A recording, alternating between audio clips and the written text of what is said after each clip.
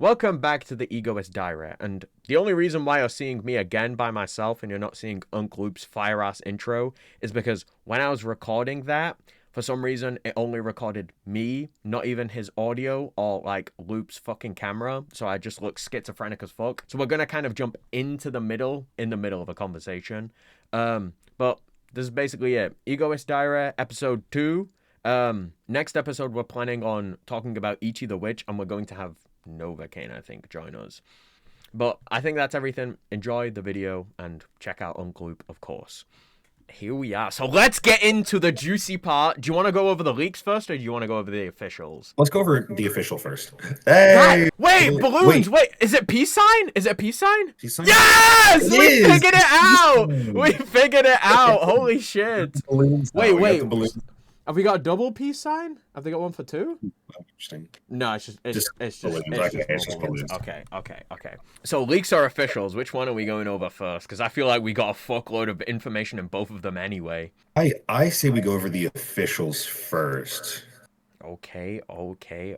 So that's when it opens up into this game with France dunking on Blue Lock in the span of 30 seconds. I know, that was insane. Yeah, it's not a good look. But what do you want to add to this? Because I have a long ass tangent that I want to go on, but like to explain it, or at least for people to understand it, I need to set a lot of foundations. Okay. I mean, there's not really anything that I can think of that I want to add right now. So I think you can just go on your tangent. That's fine with me. Okay. So the tangent here is that Hugo is kind of the level up from what Haragi was at, if that makes sense. I have yapped about this quite a bit recently, but the thing that I want to talk about is obviously Hugo's used all the information that he's seen about the Blue Lockers, or that he's been able to see about the Blue Lockers, to then make obviously the attacking formation, or the attack pattern they use when the game opens up, and the defensive formation when they get counterattacked. So going into the attacking side, again, take it with a little grain of salt, because I don't know how to explain this properly without it seeming like kind of stupid, but Hugo decided to overwhelm the Blue Lockers with numbers and like attacking power and options, because Blue Lock tends to kind of like hyperfixate on what they consider the biggest threat leading into this game. They don't really take into account like other options or stuff like that. They think of like the big bad for this game, and if they're in like any sort of like danger or anything, everybody will just go to mark that person. That's why we then get Aiku, Aryu, and Nico all going to mark Loki, even though there's like fucking 6 people running up front. And that information basically came from what happened in the PXG game. So if you go and look in the PXG game, obviously the first kind of like 10 minutes of the game, it's just everybody focusing on the Rin and Isagi rivalry. You see, obviously, Kaiser tries to have a shot, Rin then blocks it, Rin then runs up the field, Hiyori then blocks it because he's being obvious.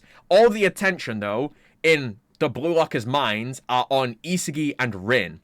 They tend to kind of like hyperfixate on the biggest threats, right? That's why Shido's then able to score that goal kind of out of the fucking blue, because the only people that were not paying attention to Isagi and Rin were the people not in Blue Lock. That's why you obviously see Kaiser and Ness running past Isagi and Rin when that ball goes over him. That's why you also see Charles being able to see Shido, and Shido's kind of the sole exception. I know it sounds like Shido Glaze, but you gotta stay with me for this. But Shido is kind of, Shido is the...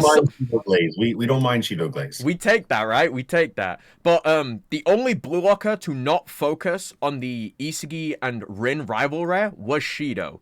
And obviously that's how the goal happened, because when Blue Lock starts to get into this like unfamiliar feeling of not even unfamiliar, it's like when they start to panic, basically their instant reaction is just like, oh, who's the biggest threat title wise? Oh, it's Loki. Let's everybody run to Loki. And that's why they then missed obviously Charles picking the ball up and then Charles shooting and scoring, because in this sense, it's essentially the exact same formula that Charles had with Shido in the PXG game, or at the start of the PXG game.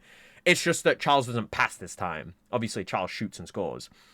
Yeah. And then the other thing, going on to the counter-attacking side, because Blue Lock's attacking formation is based around Isagi and Rin, because it's balanced and Isagi's the only talented learner striker here, basically any goal that gets scored kind of has to be scored because Isagi allowed it, if that makes sense. Because at this point, Isagi's kind of the brains of the operation. It's not fucking Aiku and it's not Karasu. If anybody scores a goal, it's kind of because Isagi allowed it. So that's why Hugo then focuses on Isagi as the chain reaction, because he is the heart of the team at this point. If you take Isagi out, nobody can score because there's no brains behind it now. Like, even the example in the Nigeria game, Bachiro was able to score because Isagi passed to him.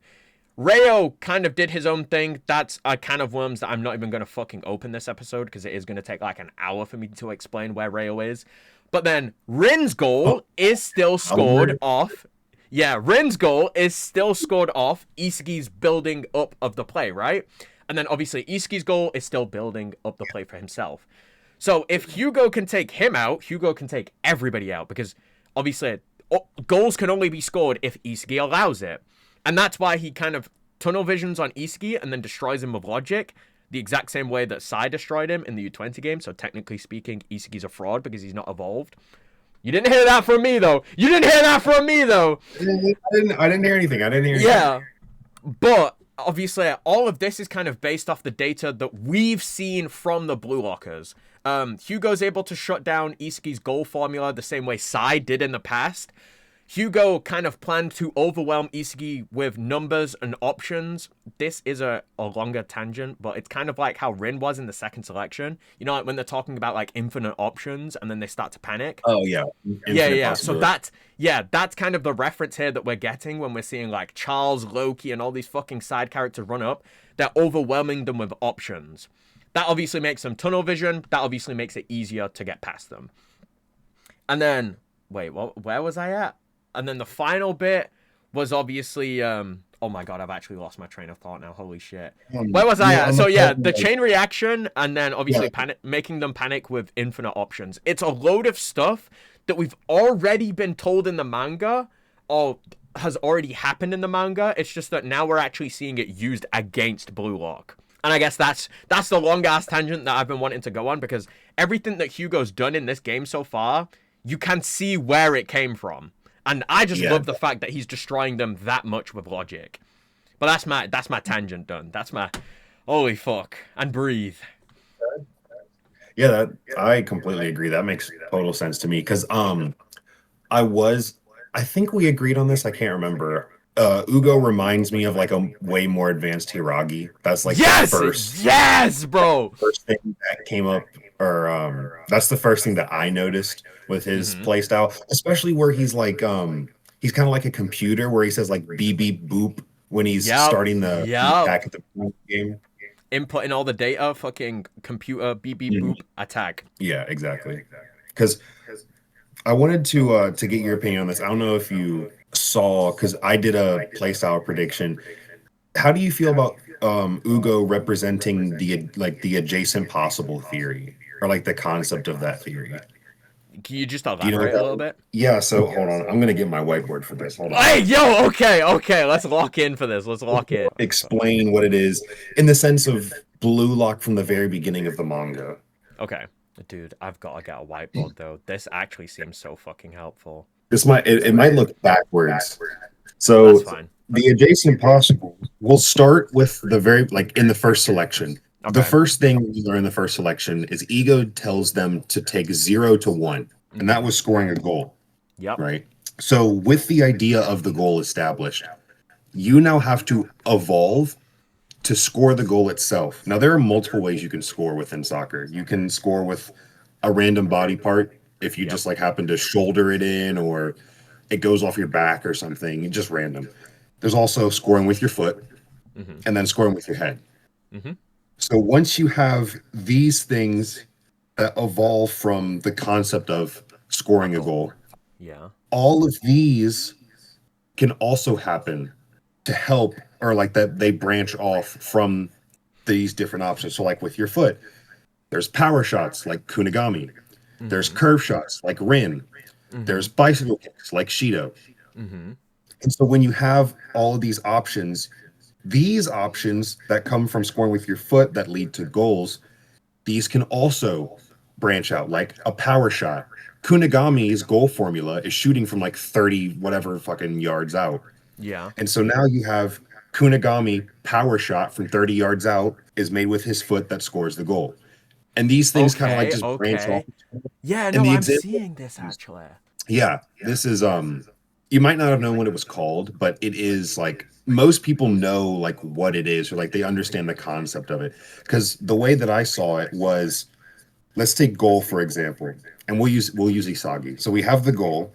Hmm. The way Isagi scores within the first selection, his first weapon that he uses is his um like off ball, not necessarily off ball movement because he doesn't learn that until the second selection, but it's like where he's able to get using his vision to get to that perfect spot, like he does it in the game against Nico's team. Yeah, that's when he's still operating like smelling where a goal is. Nigga think he tangible, Yeah. but So yeah. he's using his positioning essentially. And so Hmm. with his positioning, he's able to score a goal. But then that's not enough because Nagi blocks his positioning. Yep. So he learns from his positioning the direct shot. So it's Hmm. now the direct shot comes from his positioning, which allows him to score a goal. And Okay, so these things okay. continuously evolve over and over again. And to get this mini tangent out of the way, I believe that Ugo is able to understand these potential near futures and he can Oh. accurately predict which one is most likely to happen. And therefore, let's say Ugo knows that a goal is about to happen or someone's trying to score a goal. He can predict that the character won't score with a random body part and they won't Okay. score with a header. So he knows or he Okay. predicts that it's going to be scored with someone's foot. But he then also knows, depending on who he's going up against, oh, I'm up against Kunigami. He's not going to score with a curve and he's not going to score with a bicycle kick. I know he's going to try to score with a power shot. And he essentially shuts that down before that near future can even possibly happen, which is why I think he talks about Yes. fate, where it's like, do you believe in fate or whatever, and Mm. things are destined to be? And I think he can understand fate by having such a deep understanding of logic. That's Okay, that's my okay. Yeah, no, dude, we're literally on the same page. We're literally on the same page. It's just kind of like the explanations of how we got there is kind of different.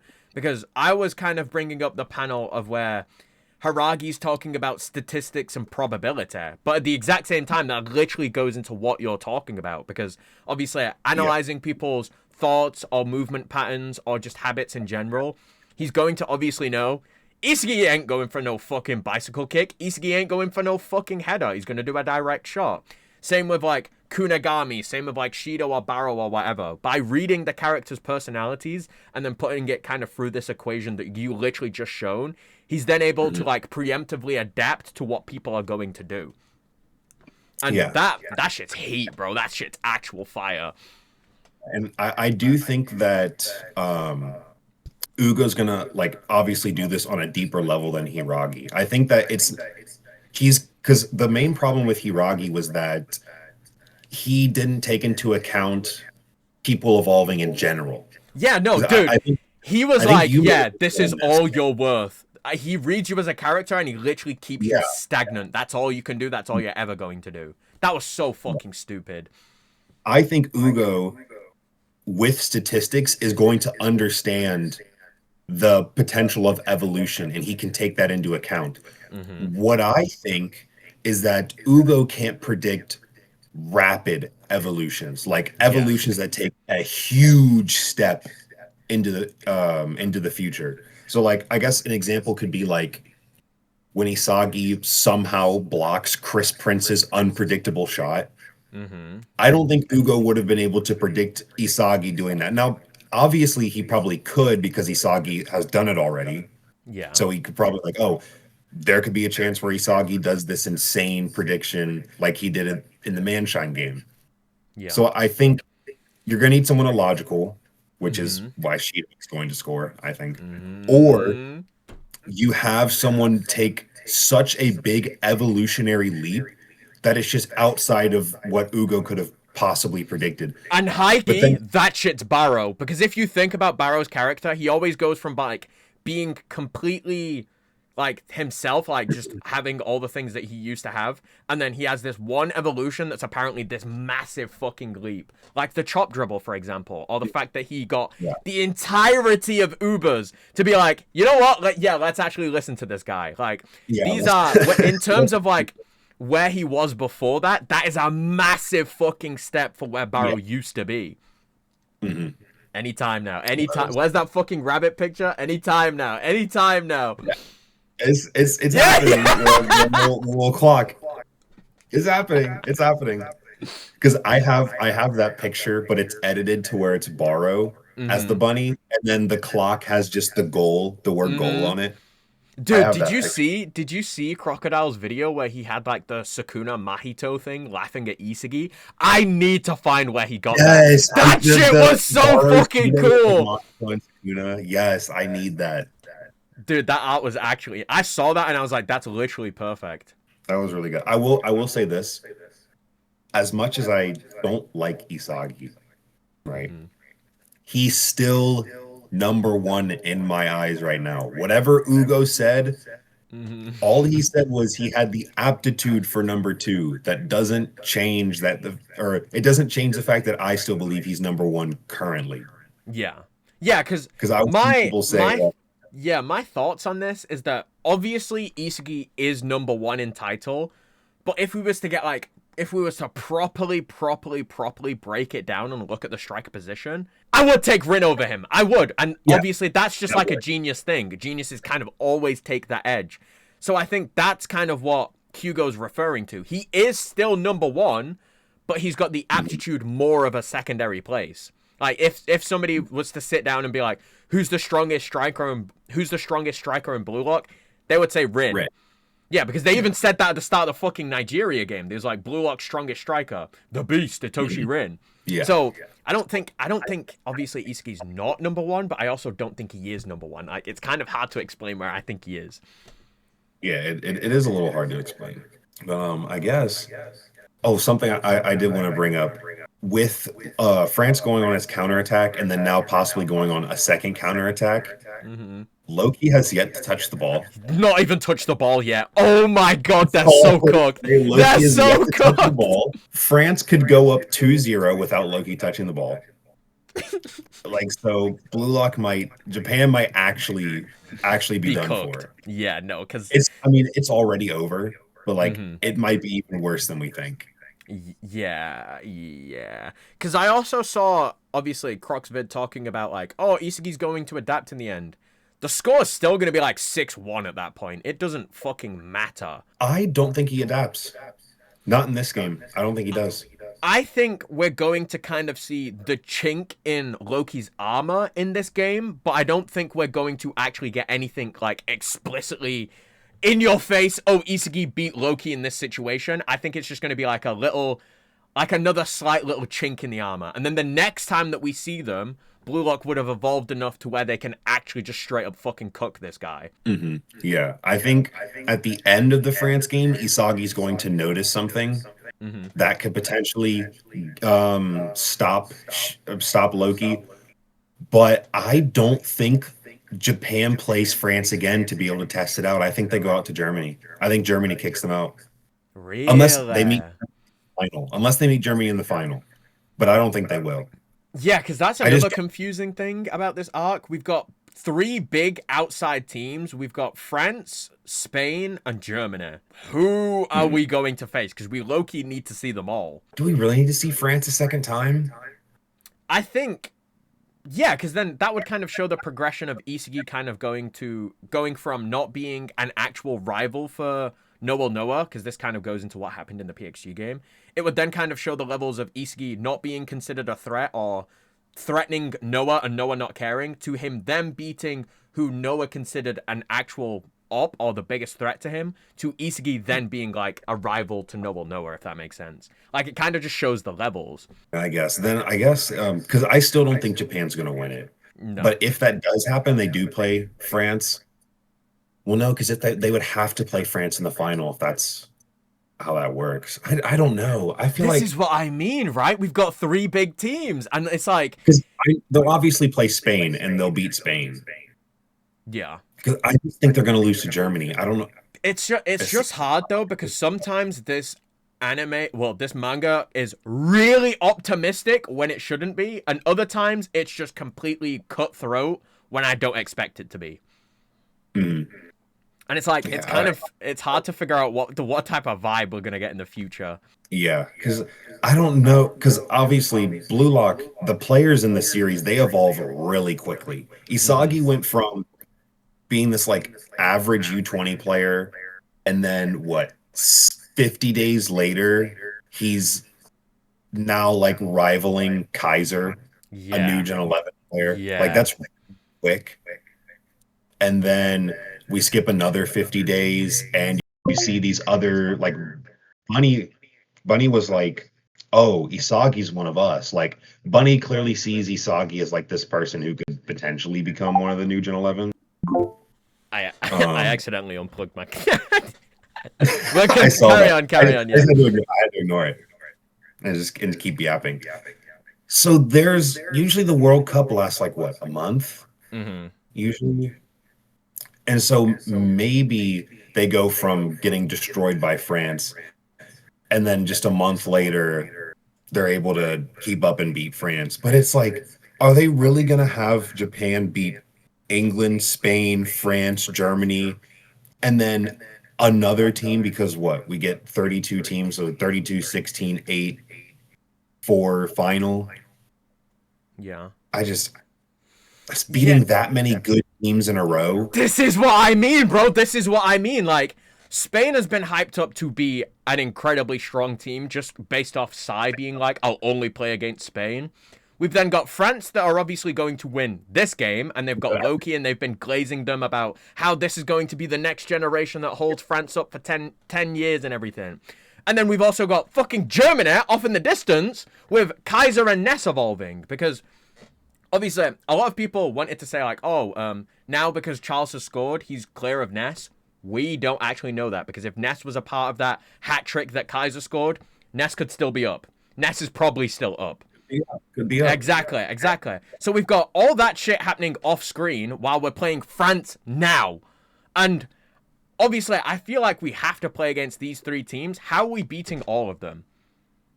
I don't Because know. Like I think beating Spain is the easiest one to beat. I have a somewhat clear vision of how they beat Spain, and it has to do with Isagi, Ren, and Bachira. Those three players are going to help them beat because obviously you have Sai. If Mhm. Bunny was the one that made him become a midfielder, Sai has to get revenge. Whatever Yeah, that yeah, story is. Two, there's Rin who has to get over his stuff with Sai, which I do think they'll make up yeah, in that game. Obviously, I don't think Rin cares enough about Sai anymore to try and like fix their bond. I don't think they're gonna team like they'll obviously team up to win, but past that point, I don't think they'll make up and become like an actual duo in the future. And then Isagi's gonna help Rin somehow, and he's gonna help Sai somehow. But I also think Bachira is huge in the sense that he's going to help Bunny stop feeling lonely. Because what was it? Isagi said that like Bunny has the loneliest smile that he's yeah, seen. yeah. And since I think Bachira knows what it feels like to be lonely, and you had this theory where it's like Real Madrid's taking players and like crushing their egos and Hmm. like forcing them to crush other people. I think that could be making them lonely. And since Bunny's on Barca and Bachira is also going to be on Barca, he's going to bring light or like, yeah, he's going to bring Optimism and like light back happiness to to the them. club. Yeah, And Bunny's not going to be like this depressed boy anymore. yeah. I think that's Just to kind of jump off that as well. By the way, that makes a lot of sense because let's say, for example, they're playing against Spain. Bunny scores some insane goal. He does his fucking depressed ass celebration, and then Bachira fucking runs over and he's like, "Dude, that was so cool. That was so cool." That could then kind of be like the ball starting to roll for yeah. Bachira bringing this light to the club and bringing light to Bunny and everything because Mhm. I think it does make a lot of sense for Bachira to have an important role in Bunny's story because obviously he's basically the B-Tech Lavinio at this point in time, and we saw Bunny and Lavinio have that goal formula to make Bunny score in the first place. Bunny needs Yeah. that character who can hold the ball, who can hold the spotlight, work it up the field, and make good passes. That is literally Bachara. And then, Yeah. in the sense of like personality, Bunny's obviously had his soul crushed or his spirit or his fucking whatever crushed, and Bachara's still able to hold on to that childhood innocence, but still operate at this high level, and that's kind of gonna drag Bunny out of this rut that he's in at the moment. Like that genuinely makes so much sense because Bachara would go to Bachar as well. Fucking hell, yeah, because why wouldn't he be? He's quite. That's basically his team. 120 million yen salary. Why would he not go to Barca? So, And not only that, the team's basically called Bachara because that's the only person that was on it. yeah. Sorry, Atoya, but your stocks are not that high. No, I don't think Otoya's final bid was from Barca. It was from Atletico Madrid, so he's not going to go to Barca. I don't think. No, I'm still just talking about like players that played on Barca. Oh, yeah, it was just Bachara. Poor Much. bastard. Like, Otoya didn't do anything till the final game. What did you think? Okay, what's your thoughts on the whole like Atoya cooking Chris Prince? Do you think that that actually counts or whatever? Because I've heard quite a few people be like, "Oh yeah, Atoya's like top 7, top 5, top whatever." There was a guy on TikTok, right, streaming. He had, I think it was Atoya over. I know it was Barrow because he had Barrow like 11th or something, and he had him like over a load of other people. There's no way. Yeah. He had Otoya. He updated his list recently. He had Otoya over Barrow, Rayo, Chigri, and Don Lorenzo. How? And so, because I was talking to Arrow about it, and he had saw that guy, and so he just says that, "Oh, why do you have Otoya over Barrow?" And he was like, "Oh, well, Otoya was able to get past Chris Prince, who's like a world-class player or whatever." And Arrow said, "Okay, what about Kaiser? Because Kaiser failed to get past Chris Prince." And he was like, "Oh yeah, I guess Otoya would be above Kaiser. That doesn't really make any sense." At least that's what Arrow said. So I wasn't there when it happened. I'm just Otoya stocks just fucking keep rising. He's better than Kaiser. What are we talking about? Oh my god. No, reading comprehension has actually gotten so much fucking worse. So much worse. How is that the conclusion you get from this? Oh yeah, Otoya's better than Kaiser. Yeah, fuck it, man. New Gen 11, he only scored 2 goals. Yeah, he's better than that. I mean, I think it counts, but for me, it's just like Isagi blocking Chris Prince's shot. Yeah, like, it's a good feat, but it's not, like, consistent enough to be like, oh, yeah, Isagi's better than Chris. He's not doing that a second time. No, he's not. No, he fucking ain't. Yeah, there's no way that I don't think he's doing it a second time. It's cool feat. It's a good feat. It gets him above other players that people gets him above Hiora. Might not have argued previously. Yep. But I do want to say though, a quick track back to what we were talking about with Spain. Mm-hmm. I think Ugo is having a Rin situation where we had talked about how Rin's like water aura is like him holding himself back because he's using the wrong ego. Okay, yeah. I think Bunny's doing the same. I think Bunny's acting like a restrictive genius when he's really a freedom genius. Yes, bro. Yes. This is. I know what you're cooking, bro. I know what you're cooking. I don't know how to explain it though, because there's not that much proof. Yeah, there's not. But I'm picking up the vibe. I'm picking up the exact same vibe. Because my thing is, I think Bunny obviously knows that his weapon is jumping. Yep. However, whatever happened at Real Madrid, if he was at Real Madrid, and that's why he's like super depressed now, I think the restrictive mindset that he has is, okay, the only way I can make a difference on the world stage is with my jumping. Mm-hmm. And if I can't get my jumping off, I'm useless. Like, he's restricting his entire play style and his entire worth around to his jumping weapon. when instead what he should be focusing on is the freedom that his jumping weapon gives him. And I think Bachira is going to be able to bring that out. Yo, that's actually a great idea. That's just what I believe though. I don't know how accurate that could be. I'm throwing stuff at a wall right now. Yeah, because wait, with the interaction of that game, does Lavinio tell Bunny to go? Like, I'm pretty sure Lavinio kind of commands Bunny to run up, right? Oh, he I says don't something. Wait. Let me check on my phone for a Yeah, I have second. my phone right here. I'm gonna check this really quick. So Yeah, he obviously does. He says he go does. bunny. He says Yes. go Okay. bunny. So you're probably right then. Like, Bunny's in this restricted mindset, and he's basically just gone up to Lavinio and said like, "I'm only good at this one thing. Can you help me like use this one weapon?" And then Lavinio's kind of gone like, "Yeah." Oh my gosh, who was that other no, I just had it for a second. Shoot. There was someone else that's similar to Bunny that was like they would only do something when they were told. Who was it? I can't believe I just lost it. Because it wasn't like it's not like a Don Lorenzo or something like that. It was somebody else. Oh my gosh, I can't believe I lost it. I had it. Like Kunagame? No, it wasn't Kunigami. Do something only when they're told. Was it like early Blue Lock or later Blue Lock? It's later Blue Lock. I think it was later Blue Lock. I can't believe I lost that. That makes me a little mad. That makes me a So little maybe mad. like Sendao? No, because it was a prominent character. It was a prominent character. Did they get eliminated or not? Do you know that much? No, I don't think so. They weren't eliminated, no. They only do what they're told. They only do what they're told. So we've got Rin, Like, because Easty, the Go Bunny reminded me of them. Barrow. I have a feeling it was going to be a good comparison.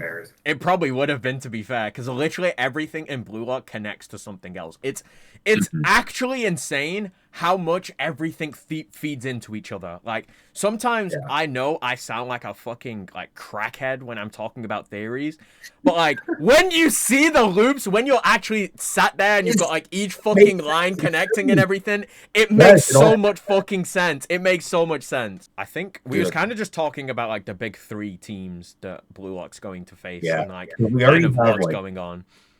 because we already had like the idea of how they're going to beat Spain, but it's just Germany and France, and then there's one other team, but that team could just be like a random second-rate team, like Yeah. maybe US or maybe they play Argentina or Brazil. I don't know.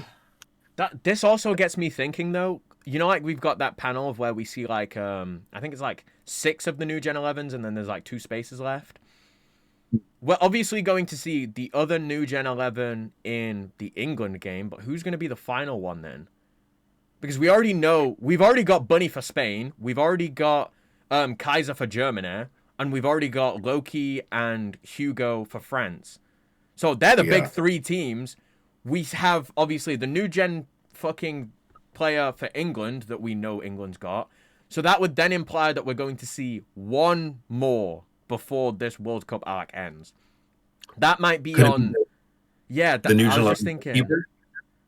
Hopefully, Could it be the keeper? I would. We need a goalkeeper. We need a good goalkeeper. I think it'll be US as the goalkeeper.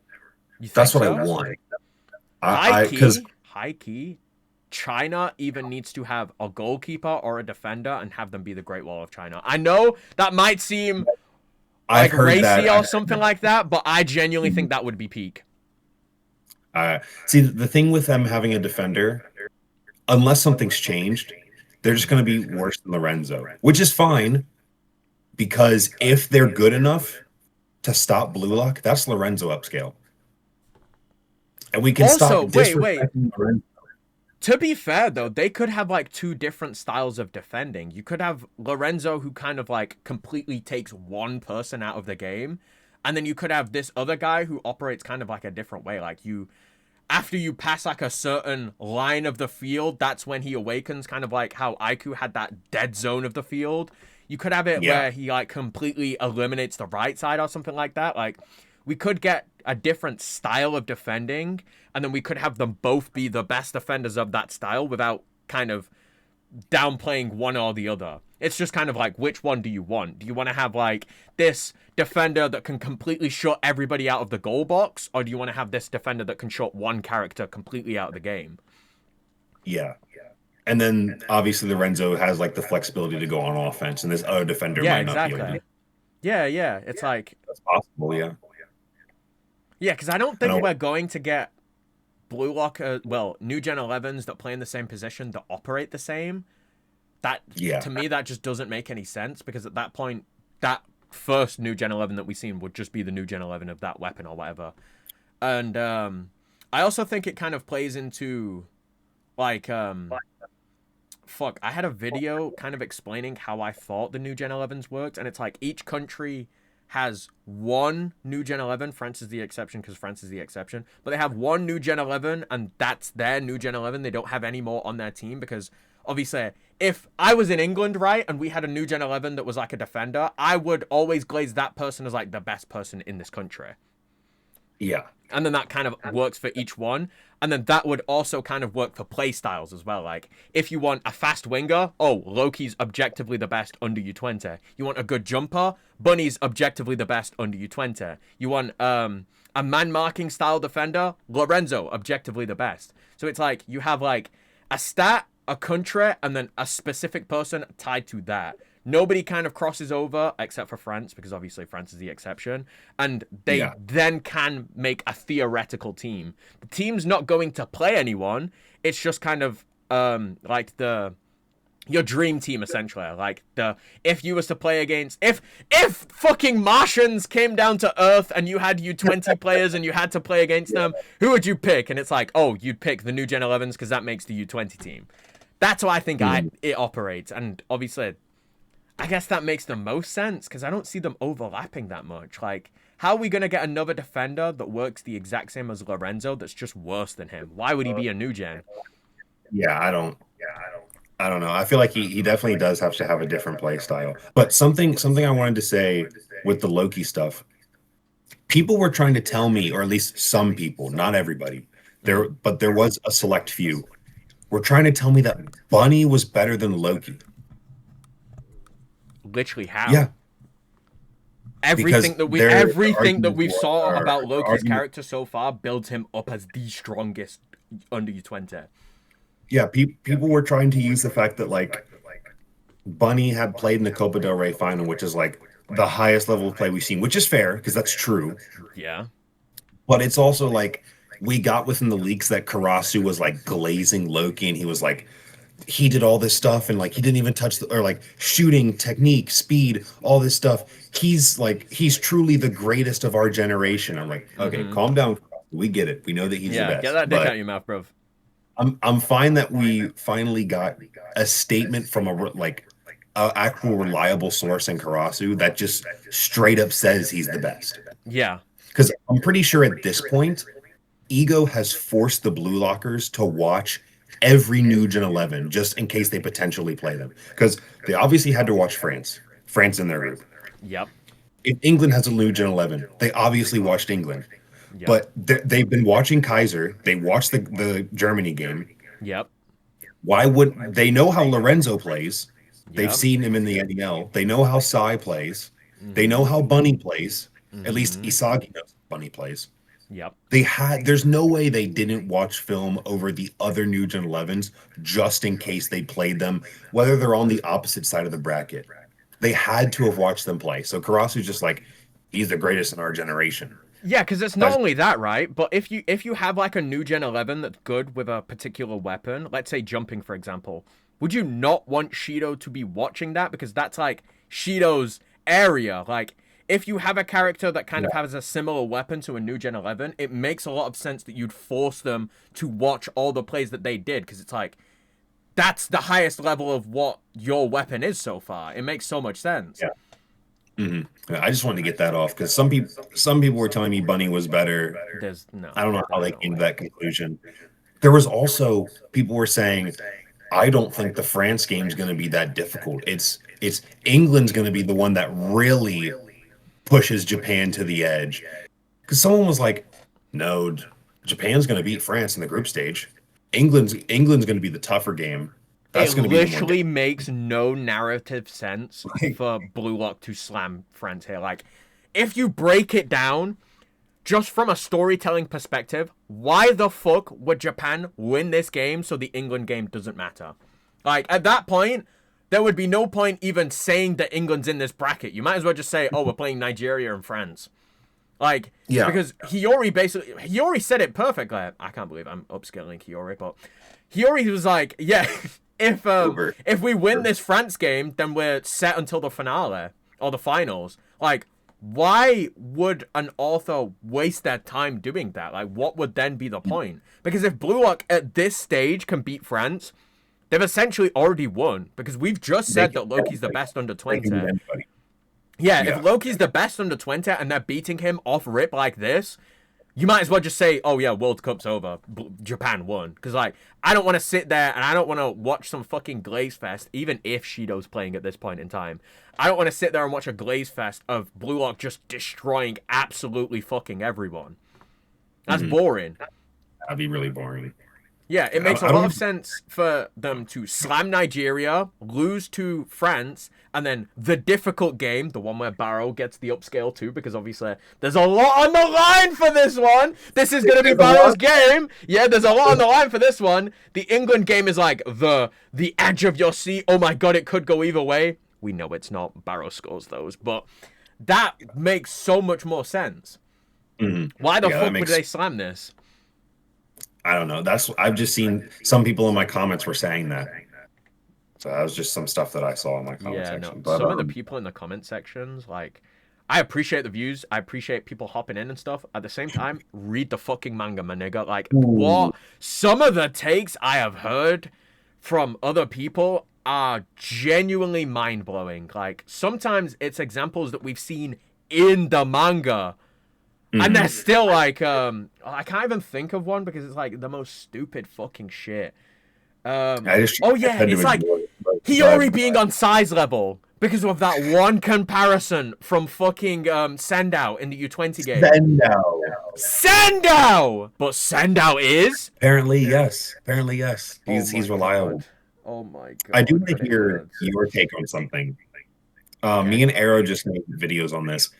How do you feel about people saying Isagi can't dribble? I have actually saw your video on this. So how I used to consider it, obviously before I saw your explanation, is that Isagi wasn't good at dribbling or he couldn't do it. He was good at keeping the ball because obviously before I heard your explanation of obviously you showing that diagram of like all the different types of dribbling, I interpreted Isagi's like feats of dribbling as just him being able to hold on to the ball, kind of like how Karasu has good ball keeping knowledge, but we don't necessarily see him dribble that much.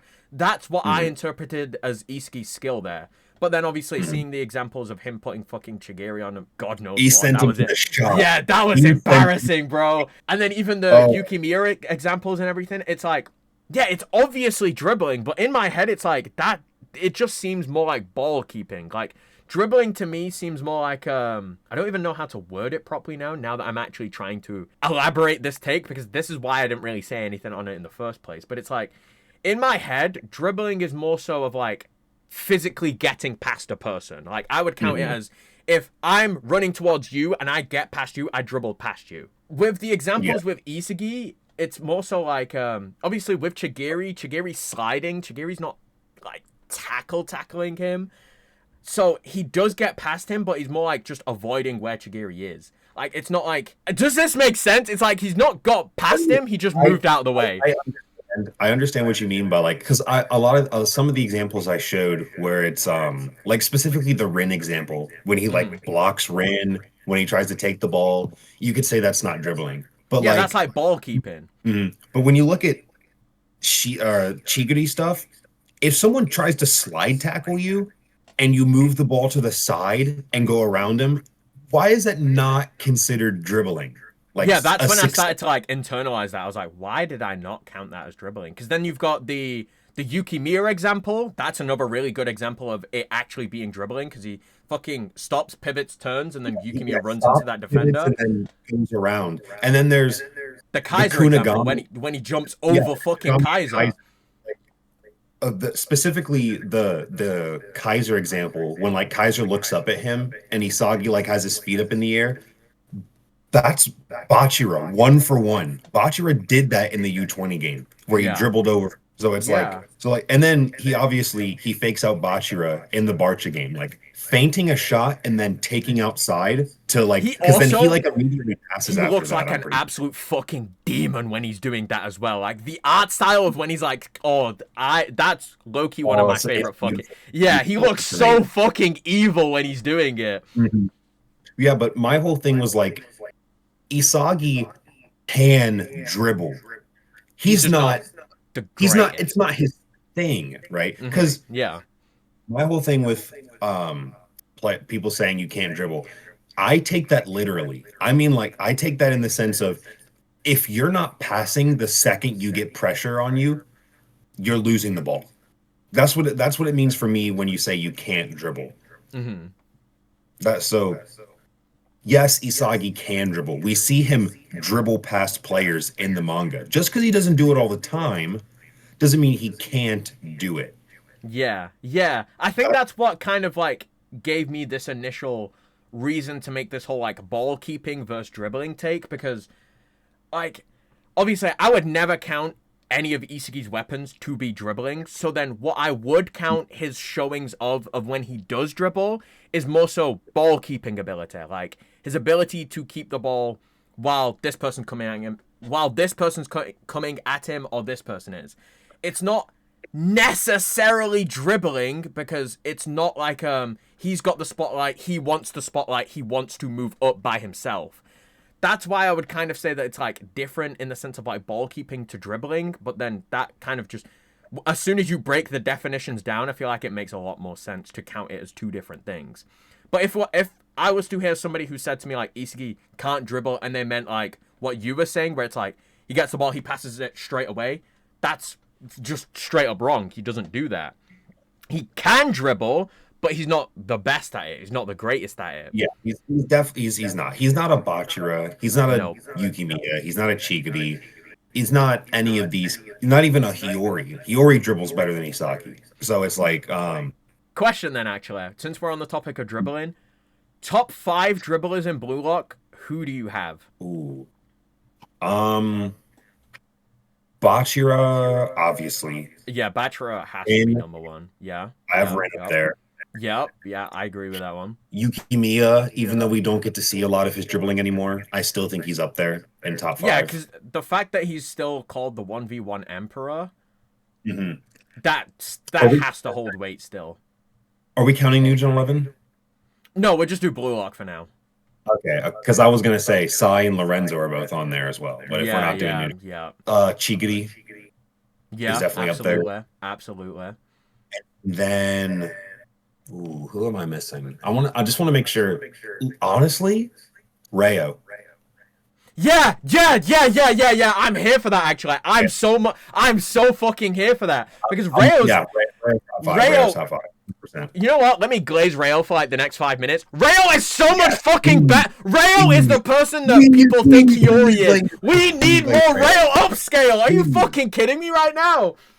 Like, I've heard so many fucking people tell me with a straight face they think Hiyori's better at passing than Rayo is. I'm sorry, but that to me just seems like actual fucking insanity. We're saying that the person who can copy anybody to 99% capacity is weaker than Hiyori's bitch ass who needed a fucking buff in the Ubers game. Like, don't fuck with me right now. I can't. Like, maybe it's my Hiyori hate. Maybe it's my Hiyori hate. But Rayo is so fucking clear of his bitch ass. Why would Rayo not be above that? Weird. Why would Rayo not have better dribbling? Why would Rayo not have better passing, better shooting, better field IQ? It just makes so much more sense to have Rayo above Hiyori. But then everybody's like, oh, Hiyori's great at passing. Rayo clears him though. And I'm not going to debate you on that. If Rayo can watch somebody else make a cross, he's copying that cross to 99%. Might not be as good, but he's got other crosses he can copy. He's got other shot types he can copy. He's obviously clear of Hiyori. Why have we got Hiyori in the top 5 talks for anything? Field IQ, that nigga's a bomb! Like Oh! the only thing Hiyori's top 5 in is I'll give him passing, Yeah, but I can give him pass him, but he's not the best. he's not better than Rayo. I wouldn't even say he's better than Bachira. I wouldn't even say he's better than Bachira. I was gonna say, are we sure he's better than Bachira? Are we sure? Because right, look in the Nigeria game, who was setting all of those goal formulas up? It was Bachira. It was Bachira. He was doing what everybody thought Hiyori would do because Hiyori's a fucking bitch. The only thing Hiyori did in that fucking Nigeria game was make one pass to Rin and then miss a shot. I'm not. His pass wasn't even good enough for Rin to like create some sort of chemical reaction or use the goal formula to score. Nope. Wasn't good enough. Nope. And even this is one of my headcanons as well. Rin missed on purpose because he didn't want Hiyori to get an assist. Maybe it's a headcanon. Maybe it's not. I'm sticking with it though. He saw that bitch ass pass and he's you're not getting an assist off this. Just thought, fuck it, bro. One of my headcanons, if we're talking about headcanons really quick, after Bunny scores in the Barcha game and he does his like little celebration and he looks at the camera, he knows Sai's watching. I think he knows Sai. I think he knows. This entire time, it's been like the little monkey and the lion thing. That, dude, that's canon to me. That's canon to me. You know what, actually, let's talk about some fucking headcanons, because headcanons high-key add so much fucking personality to Blue Lock. Yeah, and it's just, this is like more of like what you were talking about earlier with like the male and female side. I think headcanons are more the female side. Yeah, I'm not gonna lie. I love being smack bang in the middle because like I love the women's side of the fandom where it's like headcanons diving into people's personalities and ships, because that's more of the emotional sides of a character. And then you've got obviously the male side, which is like the physical side, feats, abilities, power scaling, all of this. I like being in the middle. I like being able to have my headcanons and being able to logically break stuff down. I think too much of one of them is bad. Like, I think everybody's supposed to kind of have a taste of both. Because some of the people, like, some of my favorite headcanons, I don't know if you've seen Chloe, but she's obviously a content creator. I don't think she has a load of headcanons about like how Uber's operated. Genuinely, some of my favorite fucking videos, because it was like, it's very simple concept, but it encapsulates that character's personality so well, better than the power scaling side, if I'm being honest. And then on vice versa, on the other side, it's like, sometimes people are like, oh, that goal wasn't that insane, or what this character did wasn't that insane. It's easy to do that, and it's like, no, if you actually got a ball and you actually tried to do that, it's fucking impossible. Yeah. So it's like, you just gotta find that nice balance. Anyway, headcanons. You could go first, because I need to, like, jog my memory with mine. Okay. I guess I can go with one headcanon that I have. And this is probably gonna be a weird one. This is for Ubers, by the way. Okay. I think that if Lorenzo acts out, they put a shot collar on him. Deadass. Yeah, I wouldn't be surprised if he's always got one on anyway. Because, like, yeah, I think if he just starts being really annoying and just isn't listening to anyone, and they like, because he's homeless, he probably doesn't have like etiquette or whatever, they just put a fucking shot collar on him. Snuffy just sits there like Hassan and he's just like, sit down! Or when he's not in the blue, like if he wants to leave, or no, I guess he's probably someone who wants to like leave the Blue Lock facility, and they put a collar on him so he can't leave the premises because he wants to go explore and like do some other shit. They don't allow him to leave. So they put a shot collar on him so he can't leave the building. That's so, like, actually, oh my god. That's one of my headcanons. So like when he's not on the field or in a training room, the second he leaves to like go eat or to go sleep or whatever, they put a collar on him so he can't just walk out of the building and then he's not there for the next game.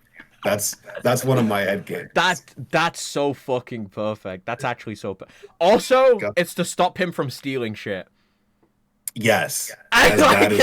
He's constantly supervised, because like sometimes he just sees something and he's like, I want that. He just puts it in his pocket. Yeah, that's one of my headcanons. Dude, this is why I love headcanons, bro. It gets so much into They can people's be funny. personalities.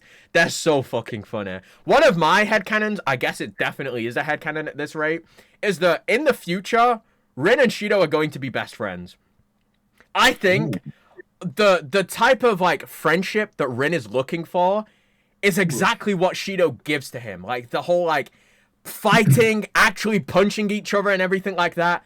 Rin is actually so down for that shit, but because he's like autistic as 100%. fuck, he just can't verbalize that they're actually friends. So their entire relationship in the future is going to be Sai kind of being the glue to keep them together.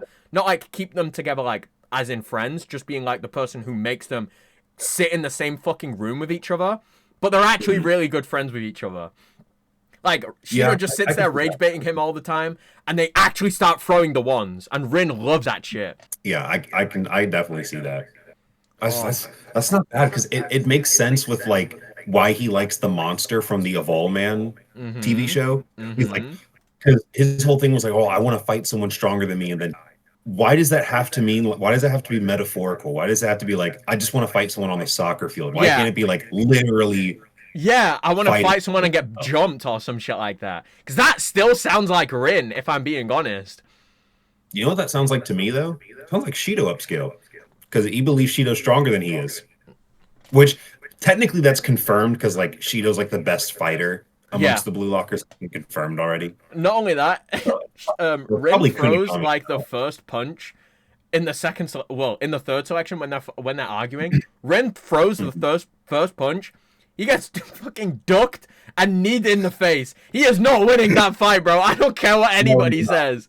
He is yeah. not winning. How do you swing first and still get packed up? That's so embarrassing.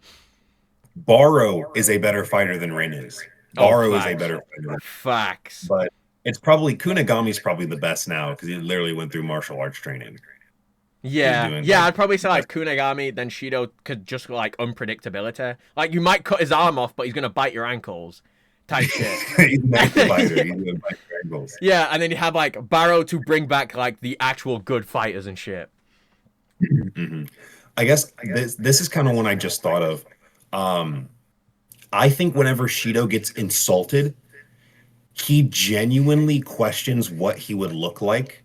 So like I guess there's one would be people like I think Rain called him like antenna or something Mm-hmm. like that. 'Cause Mm-hmm. Mm-hmm. I think Shido secretly he remembers Rain calling him that, and he'd be like, I wonder what I would actually look like with antennas, and like morphs his hair to where it Yes! has antennas just to see like if it would actually look good.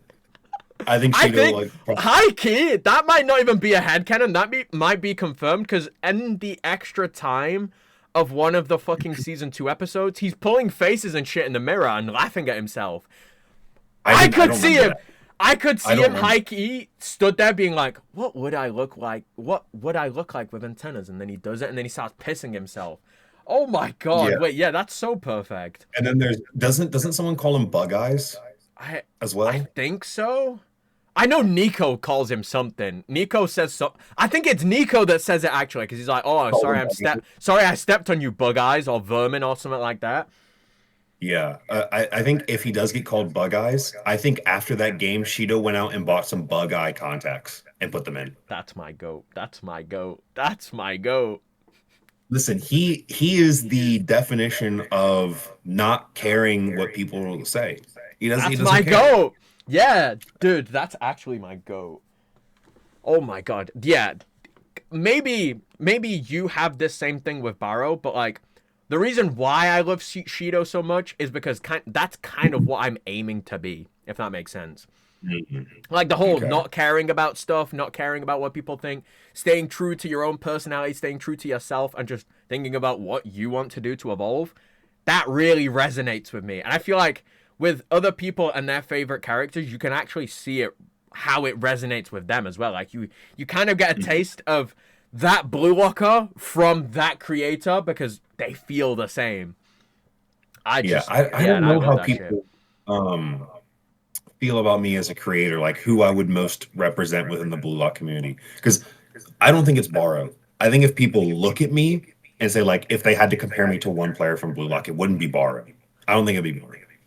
I think I would be closer to a Corona than a Borrow in terms of like Yeah. Yeah, yeah. Yeah, I to just be honest, actually, to be honest, Corona doesn't sound bad. Corona really no, doesn't I would sound bad happily because it's like, listen. I don't know how many from the people who watched, if they're gonna watch again, this is just an idea. You don't have mhm, to do this. If I were to get like someone were to draw me as a Blue Lock character, I'd rather be drawn as Corona than Bara. I'd rather be fair, drawn as Corona. fair, I don't mind having fair. pink hair. I would like pink hair and like a little braid down the Yeah, side. yeah, the little braid and the little shark teeth I too. would- Corona's so fucking cute, man. Bro, that's that's my goat side character. He's my Hmm. goated side character. Oh, so That's you're my like me then, right? You have like a main favorite character and then a favorite side character. Yours is Mhm. Corona, right? I'm not going to Yeah, lie. I'm not going to the lie. lesser Mine is character. Nanase. Mine has to be Namaste. Nanase. Dude. Maybe he sucks, right? Maybe he's not gonna play in this World Cup arc. But when I saw him make it, oh my god, my heart, bro, my heart. He tried so hard. He I tried so know. hard. He tried so hard and he did it. He did it. Where's the headband? When you get in the headband? Dude, next, I've actually got a headband. Because, funny enough, actually, wait, let me try and find it. Because I got a headband. Because one of the Going off the jokes that rails. I was going to do kind of needed me to use my mouth. So then, Mm. to still kind of keep the mask as part of it, I bought this headband because I was going to be like, oh yeah, I'll just put the fucking headband around my eyes and I can look like Gojo, but I don't know where I put it. Look like Gojo. Yeah, because, dude, I've got a fit that looks exactly like Gojo. I should cosplay that, actually. I'm getting distracted. I, I'm getting I did distracted. I did a cosplay of Spike Spiegel one time from Cowboy Bebop. Okay, okay. Sadly, the clothes don't fit anymore, but I Damn, could I was always gonna do that. say. I was gonna say. Let's see That's it, bro. back when I had the afro. That's back when I had the afro. But I Dude, don't have the afro anymore. that's another thing. People genuinely get me and you confused as the same person. I'm Yes. not. I So don't take many it as an people. insult. I don't take it as an insult. I'm honored, but at the same time, I'm No, like, I don't how do insult you either. get? How do you? Where do you see that? Is it the I hair? mean, our hair's fairly similar. It's like kind of in on the sides and then puffy on the top. I can see Mm-hmm. that. Mm-hmm. It could be maybe there's like a lighting thing, and like if I were to put on a mask one day, like your mask, Mm-hmm. maybe we would look fairly similar with the lighting that we have. Maybe. But I feel like when it comes to like our topics and how we obviously appearance wise I can kind of see it, but then when it's like getting into videos, I'm like we have completely different vibes of when we're in a video. Like Yeah. there's not necessarily one's definitely not better than the other. Well, if it is, yours is better than mine because you're at 10K, but nobody's counting. No, but it's like, But it's like as soon as people start talking or as soon as like the video opens up, I'm like I feel like it's so obvious to know who's who. yeah. Because we definitely because like obviously you have the accent, the British accent, and I don't. Yeah. But yeah, Well, the accent even is with heavy. yeah, when it just comes down to that, I was like, do people think that one of us is faking the other accent just that well? Yeah. Like, do they think I'm faking a British accent that well, or you're faking like an American accent that well? But it's not only that though, it's like think about like behind the videos then, right? Because you've made some videos that I've hopped on and I've made some videos that you've hopped on. You're telling Mhm. me, right?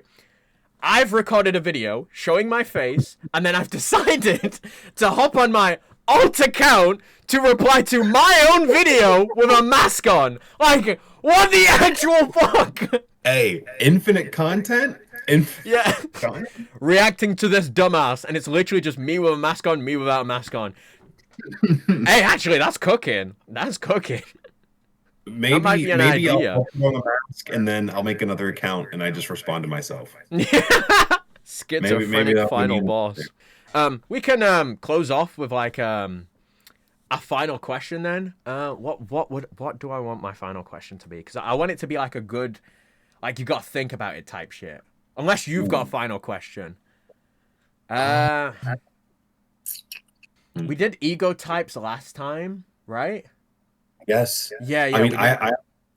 that I'm interested to see because I think there are a couple people who could like vie or like could compete Okay. with this. Who I guess this is technically a double question. Who's top goal scorer and who's top assister in the U20 World Cup? Top goal scorer. Are we talking like everybody or just Blue Lock? Everybody. If because like the problem is we might not see every game, obviously. And so we maybe Kaiser could outscore somebody else. We just don't see it. If I'm going most scored, I'm gonna say Kaiser.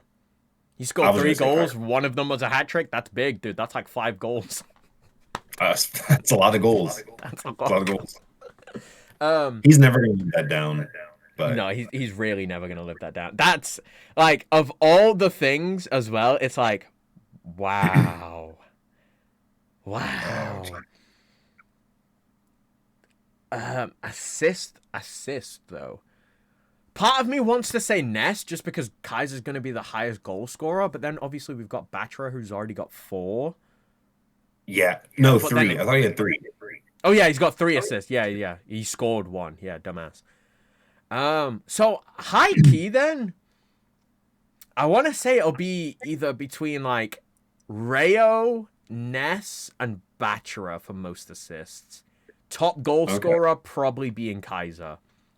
Cause Okay. he's in a fucking group stage with a load of like random farmers. If he doesn't come Yeah. out of there, if he doesn't come But out of it's there with like 10 goals minimum, I don't want to fucking hear anything about Germany. it's Costa Rica, Mm-hmm. South Korea, and Mm-hmm. Serbia. Just trash group. Oh my god, just go to local schools and fucking play them instead. Save the Yeah, time. like dang. Because I will be coming out with a prediction video later today, predicting all Mm-hmm. the groups, who's Okay. gonna win, who's gonna get second place. I will do that. But I Hey, that's guess good though. since we're not gonna see every game, I guess we can rephrase the question: Who's getting top goal scorer and top assister for just Japan? Just Japan assists again. I'd probably say Bachara. Depending, maybe Rayo, depending on if we do actually get Rayo say. No, yeah. Rayo and Shido in this fucking France game, because I'm kind of predicting that Shido is going to be the one that kind of starts to bring out some of Rayo's story again now. Or it could be Batra because of the whole like child impulse thing. But for now, I want to just say Batra. And then for top goal scorer, we've got Rin who's got 1. Iski's got 1. Shido's hopefully gonna have 2 by the end of this game. Maybe a Rayo hat. has one. I would love if Shido actually got a hat trick so he could be in the fucking hat trick club. But I doubt it. Yeah, we're already there. We're waiting. We're waiting for you Yeah, guys. yeah, no, yeah. Just He was just close. just He had wait a there, great. bro. Just wait there. We got close. We got a brace in the fucking Barcha game, but no hat trick. Um, top goal scorer though. Top goal scorer. I think that this one's more rough than top assister. I think top assister is like, I think it's just Rayo or Bachira. I don't think Yeah, anyone else coming. yeah. Nobody else is really coming close to that. But top goal scorer. If if I'm just going off patterns, it would be Barrow high key. Like if I was just going off the patterns of what I've seen so far, I'm pretty sure Barrow does have the most goals scored in Blue Lock as of this moment in time. Yeah. Hmm. But obviously, if England's going to be his big game and we're not going to see him in France, assuming that he doesn't get subbed on at all for this, I'd probably have to say like Rin. I could Probably see Ray. I could see Rin getting a goal in this game. It makes sense that he gets a goal in the France game, especially considering that people were talking about, oh, we're going to see Rin versus Loki like before the fucking World Cup started. He's already got a goal so far, and it does obviously make sense for Rin to score again in the England game. So then it'd kind of just come down to, Is it? I mean, it makes a lot more sense than Isagi, right? Like I don't feel like Isagi's scoring in this game. I think it's more likely for Isagi to score in the England game than it is for Rin. You think? I don't No, think Rin because scores in the England game. I I really think the don't. Rin No, I think the England game is going to be like a big game for like Barrow and Rin because it's a very physical game, and obviously you see that Rin likes to destroy people physically, like when he goes in that rampage in the U20 game, and he fucking knocks everyone over. So like he's gonna feel that rush from actually fighting people that are like more closer to his level physicality wise, right? And then obviously it's gonna be Barrow's big game because it's why wouldn't it be? You know, time's ticking, time's ticking. Yeah, time is ticking. It's ticking. Yeah, and not only that, it would make sense for it to be a big game for Barrow and Rin because Barrow's already said at this point that Rin operates like Isagi, like in the U20 game. So if we get like Shido and Isagi in this one, and then Rin and Barrow in the next one, yeah, but then at the same time, like, again, I just see it more likely that Rin scores in this one and has a big role in the next one than Isagi does score in this one and a big role in the next one, if that makes sense. Yeah, I So don't think Isagi I'd is probably going just to say go. Rin. I'd probably just say Rin. That's fair to be honest. What about you, though? I think I'm the same for the assist. Yeah, assist is I really think straightforward.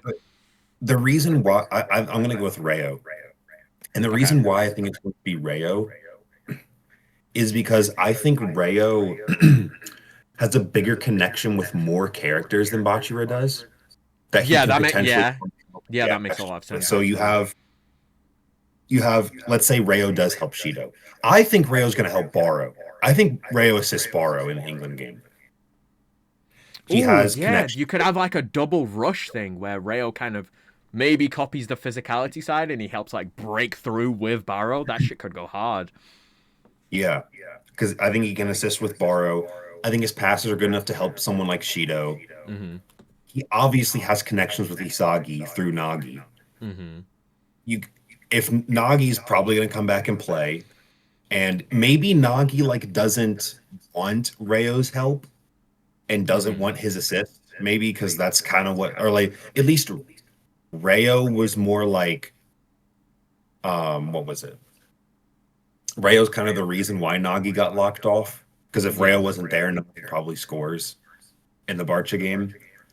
And then maybe like Rayo's already left Nagi, like he refuses to unblock him or whatever, and maybe something like that. Yeah, I because just have the context of Nagi getting blocked is still up in the air. We have no idea how it happened. It doesn't make sense for it to be Rayo that did it, but then at the same time, he's just not checked at all. But then why would he? Because he's too focused on work. But then who did block? yeah. Who then blocked Nagi on Rayo's phone? It could be the auntie, the fucking maid lady. Because she was the one who originally said to Nagi, too much watering, and you'll be just like the cactus. So then she is able to internalize, oh right, if I want Nagi to come back to actually be on Rayo's level, I need to block Nagi on Rayo's phone. It's not going to be good for them at the moment, but that's cutting that water off that's making Nagi die, essentially. Holy fuck, wait, grandma stocks increase? What? Hey, do we have to make a video on that? I'm making a video on that. What the fuck? Grandma stocks? I'll be ready. I'll be ready for it. Dude. Yeah, I guess top assister, I'll go with Rayo. Yeah. And then top goal scorer, I have to go with Rin. Yeah. Yeah. Just scoring like one goal almost every game. Yeah, like that Like, seems a lot more plausible, right? Than like Isagi doing it. I think the only game that he won't score in is I'm still not sure about the England game. He might not score in Spain either because you have Bachira. I think Bachira scores against Spain. Okay. I think this might be a hot take. I think Sai has to score against Spain. I feel like yeah.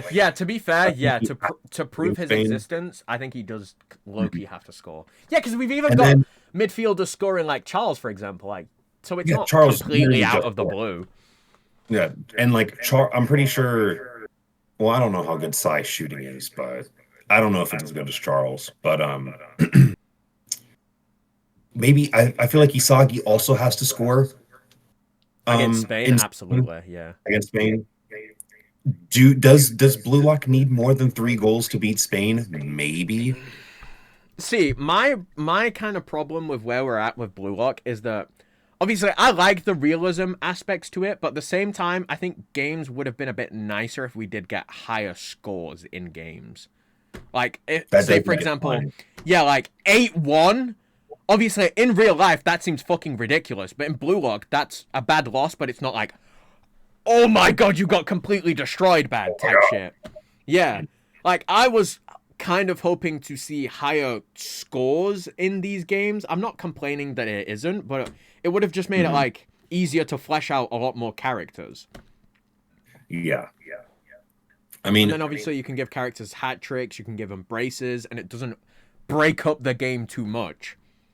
yeah, we might see France beat Nigeria like 6-1, Yeah. 7-1. Right. Actually, this is my last question then. This is what I'm going to end it off. Okay. With obviously Ons learning what ego and like evolving actually is after that fucking Japan game, do you think Nigeria is going to beat England? Because me personally, right, even though both teams are going to get eliminated anyway, it would make a lot more, well, it would have a lot more narrative implications if you have Nigeria face England as their first game. They then get smacked up by France because nobody's fucking beating France no matter what you learn. But then to show that Ons and his crew's actually on the way up, they then off screen beat England. It doesn't change anything. It doesn't change who gets eliminated. It doesn't change formations or anything like that. It just kind of shows that, like, oh, you know those guys who we absolutely destroyed and who we kind of passed the fire of Blue Lock onto? They're actually improving too. Because then it kind of plays into the bigger narrative that Blue Lock is the hottest place in the world for football. Mhm. No, I don't think they beat England. However, I think a more impressive thing, or maybe Mm-hmm. not more impressive, but kind of gets that message across. However much Blue Lock loses by to France, in the final game when France plays Nigeria, Nigeria performs better. So they concede less goals, but they They still either end up concede, losing. yeah, Yo, they end up that's a losing. cook. Like they end up losing, obviously, but the score line is closer between France and Nigeria than France and Japan. But this is like, I'm just saying that like third game Nigeria is better than second game Japan. Yeah. Obviously, third game Japan is going to be better than third game Nigeria, Yeah, but yeah, yeah. because Yeah, and it doesn't. I think Ona's going to score against France. High key, I hope we see Onazi again. Like, even though we didn't get that much of him, he was genuinely, as soon as I saw him, one of my favorite characters. The whole "don't I worry, do I'm like. here." I understand it's a bad thing for his ego, but that shit went unfathomably hard. Yeah, but I guess that's it. Yeah, That's it for no. episode two. Do you want to do the outro as well since you did the intro? Or Yeah, intro. okay, okay. Um, that's it. That's it for episode 2 of the Egoist Diary. Mm-hmm. When this one's a lot shorter, we actually kept a good time constraint this time instead of yapping for 2+ hours last time. Little preview for For next episode. Yup. We're gonna be talking more about Ichi the Witch. We're Yup. gonna focus on that. We're both gonna try to like I'm not necessarily reread the series, but definitely like catch up and talk about some things High that could key, happen I think I for am that. gonna reread it and take notes. That's fair. I'll also try to. You know what? I might just reread it and then take notes. Yeah, like I then I think could I'll just do write that down too. all my little thoughts and then we can bounce it off each other. So next episode, Loki might just be an Ichi the Witch episode. Yeah, Yeah, it might just it be. might just be. It might just be. Yeah, but to be honest, we could just do like 2 episodes in a week, maybe, depending on what your time's like. Do an Ichi the Witch, do a fucking Blue Lock one as normal. Yeah, we can make them just like short. I Yeah. think. I think what we do, and this might not be what we decide, but I think start the episode out with Blue Lock leaks because we'll get 312 next or 332. Yeah. We should just start with Blue Lock leaks, do that for like 15-20 minutes, and then just Each of the Witch for the rest of the episode. Yeah, because I really want to put people onto that shit because Ichi the Witch is actually so fucking fire. Oh, it's so good. Like something I do want to talk about in the future is I think Ichi the Witch is a great form of media to get young boys into feminism. Yes! That's exactly why, bro! That's exactly why! I'll save that for later, though. I'll save that for later, though. Yeah, because, okay, this is... I'm just going to get philosophical for a second. This is then going into why I create the type of content that I create. I understand that TikTok is supposed to be short form content, but people are actively getting their attention spans cooked. So I purposefully upload my long ass videos on there to maybe help people uncook their brain. And then other takes like what I'm trying to get people into, and especially the stuff that I retweet, because it is a lot of the time like it is like political stuff. I'm not trying to ram it down people's throats. I just want people to be informed about what's going on around here. And for you as a person, because we're all reading Blue Lock, you're on my channel because of Blue Lock, for you as a person to evolve. That's what all of this is about. I need to get more people into Ichi the Witch. Play 3. Evolve yourself. Yeah, evolve yourself. Never stop updating your world's perspective. Exactly. But yeah, Okay. I think we can Yeah. Yeah, no. Never stop updating your world's perspective. Drink water, look after yourself. Peace.